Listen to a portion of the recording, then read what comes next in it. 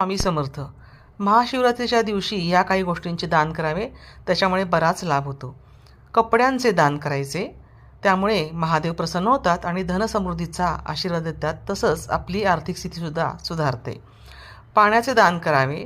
महाशिवरात्रीला पाणी दान केल्यानंतर तुम्हाला पुण्यप्राप्ती होते. पाणी पिण्यास देणे आणि ते दान करणं हे अत्यंत शुभ मानलं जातं. तुपाचं दान करायचं असतं. गाईच्या दुधापासून बनवलेले शुद्ध देशी तूप दान केले पाहिजे. या दिवशी तुपाचे दान केल्यामुळे तुमच्या घरातील आर्थिक चणचण दूर होते आणि ज्ञान आणि निरोगी आरोग्याची प्राप्ती होते. तसेच कच्च्या दुधाचे दान करावे, म्हणजे आपल्या कुंडलीतला चंद्र मजबूत होतो आणि घरात समृद्धी आणि आनंद येते. काळ्या तिळाचे दान केल्यास शनिदोष दूर होतो, पितृदोष दूर होतो आणि शनिदेवाचे महादेव हे गुरु असल्यामुळे तेही प्रसन्न होतात. आता करायचं काय नाही, तर तामसी पदार्थांचे सेवन करायचे नाही, दान केलेली गोष्ट खायची नाही, नवीन कपडे घाला म्हणजे आयुष्यात अडथळा येणार नाही.